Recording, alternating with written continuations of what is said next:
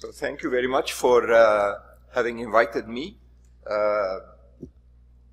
I'm really honored by that, and they asked me to talk about hemostatic agents. Many of us already know many of those agents, and they use them, some of them very commonly and some of them more rarely. Now we will see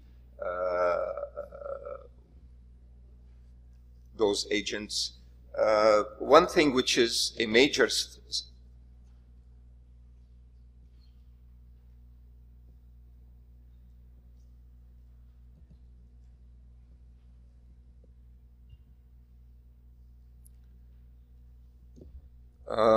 I want to skip those. We already went through those little definitions.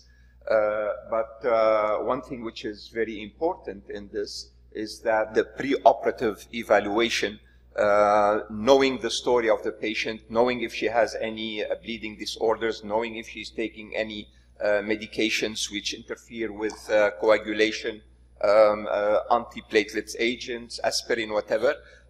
We need to know all that and try to take all preventive measures in order to prevent what will happen later on. First of all, we need to know that all those hemostatic agents shouldn't be considered as the primary treatment for the surgical hemorrhage. First of all, we need to know that it is mostly the surgical techniques that should take care of the major part of the bleeding, and all those agents that I'm going to enumerate should be thought about as adjunct to our surgical management of the surgical bleeding. One second thought is that we need also, and we already mentioned it, is the DIC that comes with a major bleed. And as we were already saying, that whenever this happens, the best of the surgeons would look like a medical student or during the surgery. So it's very important to be ahead of the game and prevent the occurrence of those things. Now I try to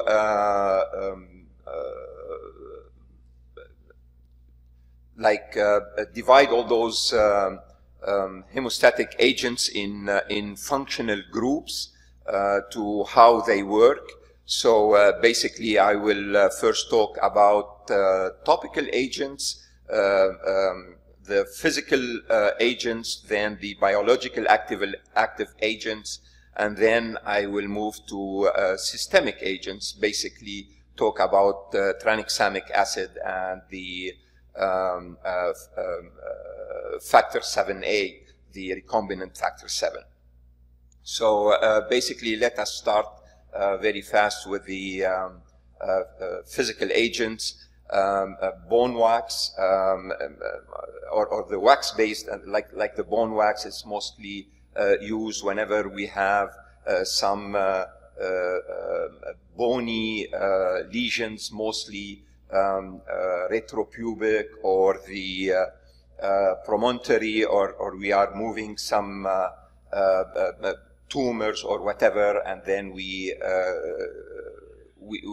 scrape those bony areas, and we all know that this bleeding that's coming from that area is very difficult to hold, and this wax is exactly like a wax, like its name, and we just put it on that area, and we need to make sure that we are applying it on it and then remove what's exudant from it. So we do have, as I mentioned, two types. One is the bee wax itself, which is not resorbable, and because it is not resorbable, it can interfere sometimes with the bone healing and may cause infection in that area. The other type is a wax-like, water-soluble and resorbable, and that would give a better bone healing, and the incidence of infection is not like the previous one. And there is this bone putty, which is a granular hydroxyapatite, and it's water soluble, and then we can put on that area with a syringe as I show it here. Basically, those are very rarely used because we do not often get those bony lesions or bleeding, but whenever it happens, I think those are the only way where we can really get hold of this type of bleeding. The matrix type, dry matrix, those are the most commonly used and easy to apply agents. It's a matrix which activates coagulation factors and facilitate the thrombus formation. That means the thrombus will form on that matrix, and which will lead to the hemostasis to be adequate.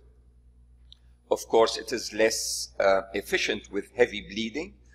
Heavy bleeding would need surgical techniques in order to control it. Usually, we need to apply it with a gentle pressure using a wet sponge over the bleeding surface. And with those things, make sure that when we finish from applying it and removing our pressure, try as much as possible not to remove the agent with it, because then you will lose your coagulation effect over them. What are those? First of all, I will talk about the oxidized regenerated cellulose, which we all are familiar with. The Surgicell group, we have the Surgicell, we have the Surgisnow, we have the Fibrillar, all from this Surgicell company. It's from a plant. It's resorbable in 2 weeks, pliable sheets that can be used also with laparoscopy. And this image that I showed, like we cut those fabrics like with narrow lamels that we can push inside a laparoscopy procedures. It has a low pH, and in vitro experiments showed that it has a bactericidal effects against some gram-positive and gram-negative organisms. Just pay attention to sometimes when we are overwhelmed with bleeding, oozing, whatever, we tend to put big quantities of those elements, and it has been found that this quantity of residual Surgicell sheets there is associated with increased infection and adhesions. So put the layer as much as we need, but not exceed, so that we do not have residual fabrics there that would stay and contribute to increased infections. The dry gelatin matrix, we all know about the Gelfoam, for example. It's made from a partial hydrolysis of porcine collagen. It looks like a piece of foam. We do have also a powder like it, or small balls, but usually what we use in our surgical setting is mostly what looks like a piece of foam. It's absorbable in 6 weeks, and it has a particularity is that it absorbs big amounts of fluid, and we need to know that it also can expand. And because of this factor that it can expand, we would not use it in small, tiny areas where the expansion can compress some other organs that we do not want them to compress. It happens rarely in our pelvic areas, but in some other specialties, in some areas, they cannot use this because of this particularity of expansion of this product. Sometimes also we use it mixed with a topical thrombin solution, and that has been proven to increase the efficacy of this agent. And also, like the Surgicel, big amounts of gel foam, residual gel foam, may lead also to increased infection, granuloma, and fibrosis. The other matrix, the Avitene or the Microfibrillar collagen, it's an acid salt from bovine collagen. It's also absorbable over around 8 weeks. Most importantly is that in a patient which is heparinized, it is still effective, but patients who are thrombocytopenic seems not it seems not to be very effective in patients who have thrombocytopenia. So few studies have shown that it is more effective in controlling or making a thrombus, more effective than the Surgicel. And it's very important, we heard about using cell savers. If we are using cell savers, we shouldn't be using this microfibrillar collagen, which would provoke some embolism.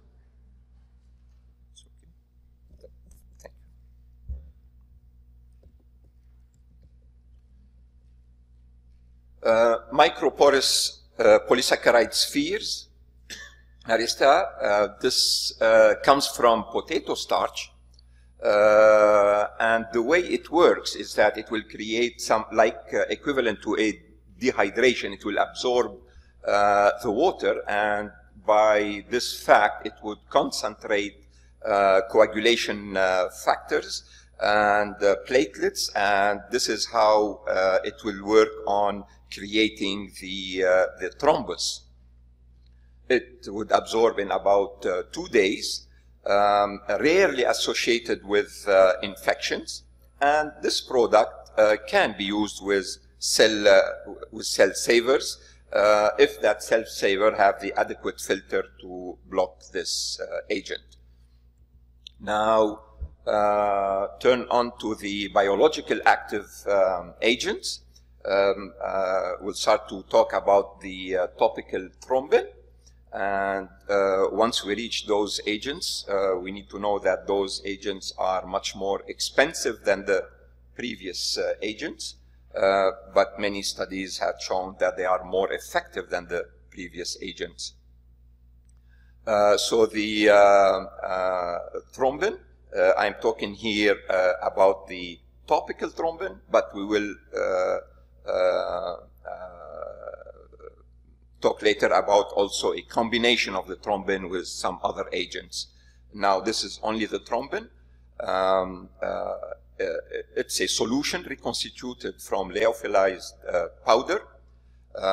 As I said previously, can be used on a gelatin matrix like the Gelfoam. And once applied over the Gelfoam, it has been shown to be more effective as a to control bleeding. Now we do have the bovine thrombin, the pooled human thrombin, and more recently the recombinant thrombin. More and more now we are using the recombinant, and the bovine are being used less and less. The bovine, bovine and the pooled human thrombin are derived from plasma, and of course the recombinant is not. As adverse events with this thrombin when it is bovine, the most important thing to think about is the immune coagulopathy that could be caused by the bovine thrombin, and the way it causes it, it's because there are some bovine factor V which would trigger the formation of some antibodies, and those antibodies would interfere with the patient factor V, and therefore create this immune problem. But as I say, we are shying more and more from this product, and we are using more and more the human, and now more recently the recombinant, which do not have those adverse effects. The human, obviously, there is a little chance, because it's the source is a human, where we can have some blood-borne infections. Rare, but we need to think about it. And the recombinant, which the only problem is that if a patient has an allergy to that product. The other is the Fibrin Sealants. The Fibrin Sealants are a combination of those two products. It's a combination of thrombin with fibrinogen, and in some commercial or industry products, sometimes it is mixed with an antifibrinolytic agent. And as we move more and more, those are products which are more and more expensive. So it's used as hemostatic, tissue sealant, and tissue adhesive. They stimulate the final stage of the clotting cascade, and when they are mixed together, those two products, they create an impermeable fibrin clot, which is quickly formed. So again, the thrombin counterpart could be the bovine, the human, or the recombinant. And we do like in the industry, we do have all those brands. And the fibrinogen, we could have either a recombinant fibrinogen, which is the newest under evaluation. It is still not available in the industry yet. It's still under study, but we hope that it would come recently, so it will be recombinant. But mostly what we have in the industry is the human fibrinogen, which is mixed with the thrombin. And the other aspect of those fibrin sealants is that in the package we would have the thrombin, and we need to have an autologous fibrinogen, either from the patient's plasma. So there are some commercial kits to do that. Some of them are small kits, some of them are really big machines. And this is where we would form the fibrinogen from the patient, and the thrombin from the products, and those would be mixed together. And once mixed together, it could be used and applied in the patients. So whenever it is human, then again we have the same issue of thinking about the blood-borne infection. And if it is bovine, again the IMC and the allergic reaction. So it's almost, we need to think about it with the same way as we thought about the thrombin. Yeah, those are some of the machines that we can get for those fibrin sealants, and very interesting to see this one, how it can make really a seal. Now I'll move to the systemic agents that we can use. Antifibrinolytic. First thing is the cyclocapron or the tranexamic acid use, which has gained lots of momentum. And talking about the study, CRASH-2 study, a huge randomized control study involving over 20,000 patients, multi-center, multi-country, blinded, and what was used was tranexamic acid, 1 gram intravenously within 10 minutes, followed by 1 gram perfusion over 8 hours. But in this study, this was used in patients with trauma associated with significant hemorrhage, and this is like about 10 years ago. And what was seen, what they noticed in this study, we can look at the area within the red circle, that when this was used in the first hour, the mortality from hemorrhage compared to the placebo, relative risk 0.68. So that's a tremendous decrease in mortality rate from hemorrhage. And we can see when we see when this was given after 3 hours, it was still effective, but the relative risk was higher, so the effectiveness was lower. And in their study, they noticed that if it was given beyond the 3 hours, then there was no efficacy, even a trend maybe that it made things worse. So, but very important thing in this study, although they have showed that it worked in controlling hemorrhage, but there was no difference in thrombotic events, whether DVTs, pulmonary embolisms, or myocardial infarctions. So this study was like about 2010, 2011. Actually, there have been the initial publication of the CRASH-2. The initial publication, they only calculated the mortality from hemorrhage when the tranexamic acid was given within 8 hours. And there, at that time, the relative risk was 0.85. So it did decrease mortality from hemorrhage, but at a lesser effect.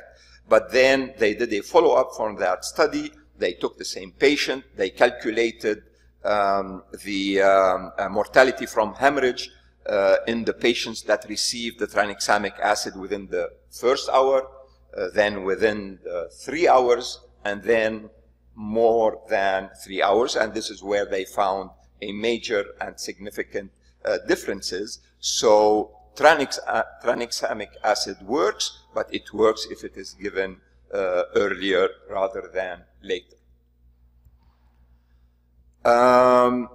Following that, we have the women trial, which also appeared in Lancet last year. And this was also a major randomized controlled trial, also involving about 20,000 patients, multi-center, multi-country, blinded also, placebo-controlled. And they gave the tranexamic acid 1 gram IV, which was repeated after 24 hours if it didn't work. So what they found, again, this is the women's trial, mortality from hemorrhage.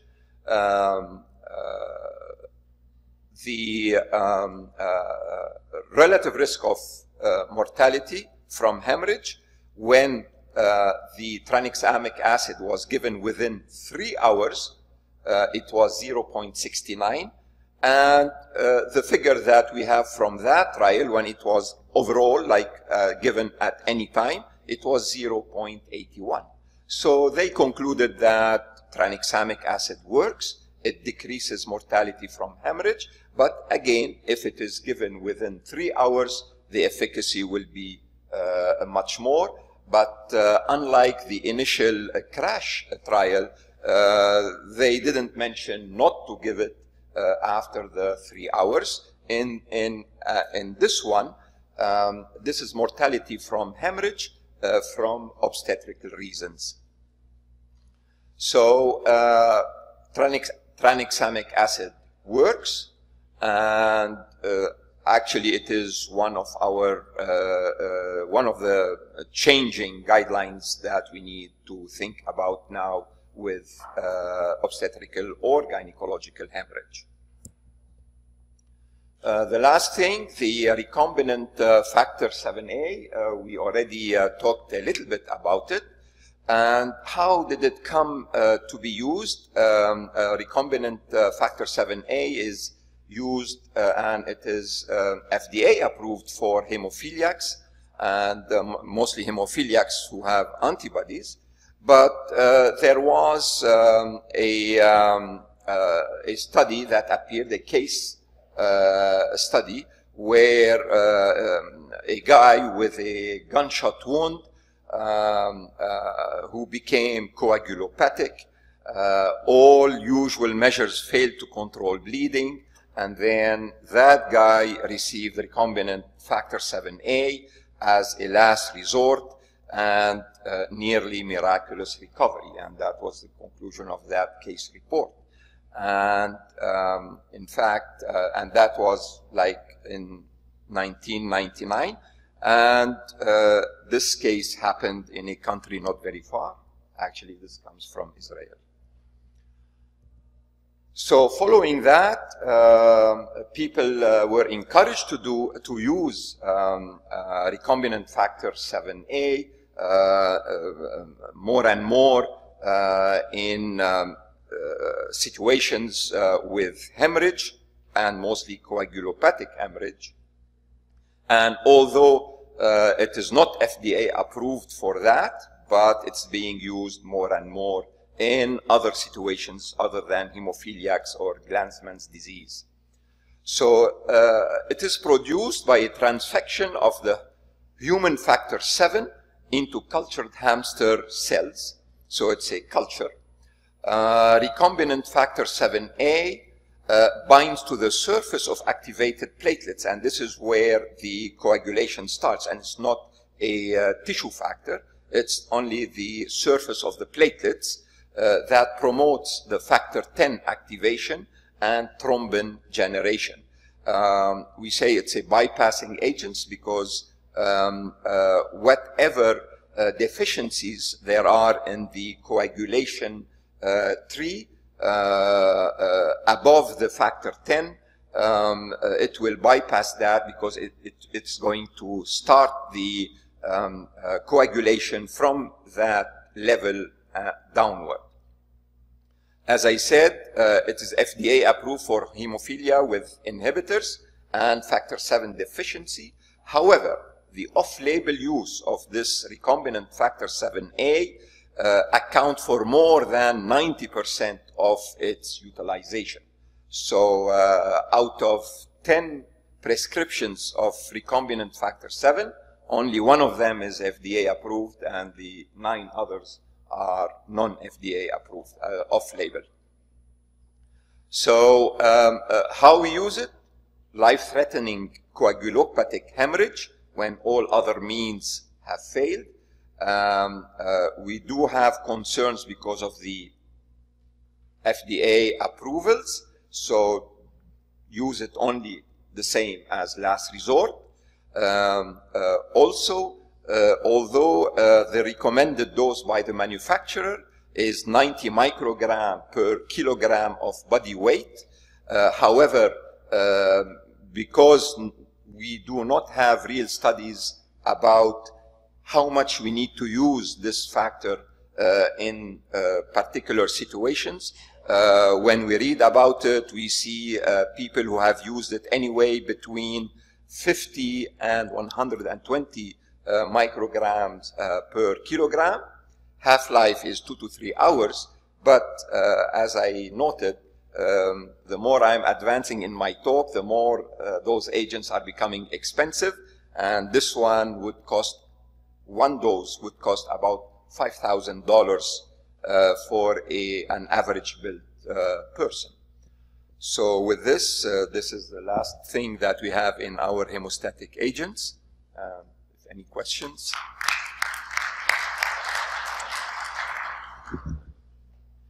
Oh, last slide, efficacy. Yes, before that.